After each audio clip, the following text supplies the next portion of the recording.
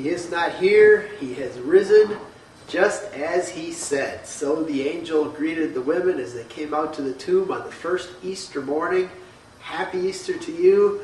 We pray that it was a blessed one.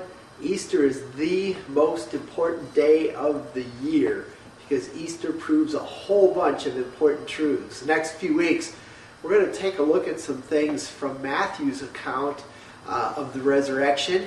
And today, I want to focus in on those words, He is not here, He is risen. And to get us thinking about it, just want to ask you the question, have you ever thought about what you wanted to put on your tombstone?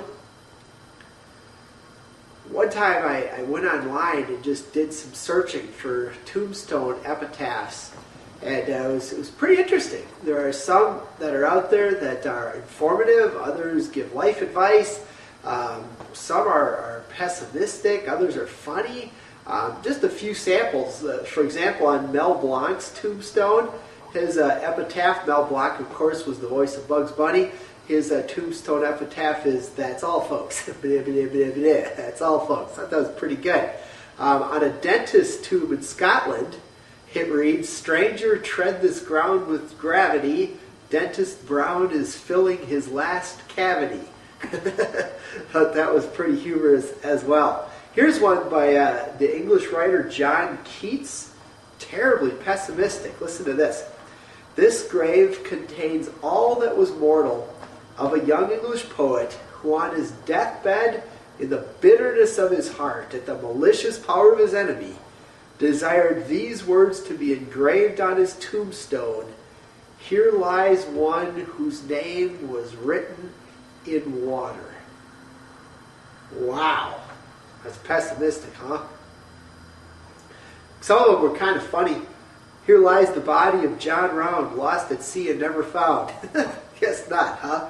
Yeah. Another one. "Here lies Bernard Lightfoot, who was accidentally killed in the 45th year of his age. This monument was erected by his grateful family." Don't think they meant it to be funny, but it turned out that way. Finally, what's on our tombstone is somewhat all that we leave behind for many people to know about us. You go through a graveyard, you don't know those people, but you know what was written on their tombstone. What would you want written on yours?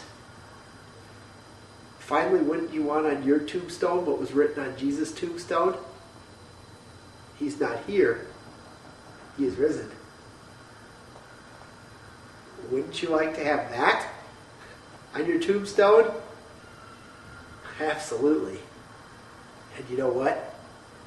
Because Jesus rose from the dead, that is what's going to be on your tombstone. Yeah, you're going to probably need to go into the grave, unless Jesus comes back first, which is certainly possible. But if he doesn't, and you and I die, we're going to go into a grave. But because Jesus rose, you are going to rise too. You are going to get out of that grave with a glorious, glorified body. Jesus' resurrection proves it. He's not here. He is risen, just as he said.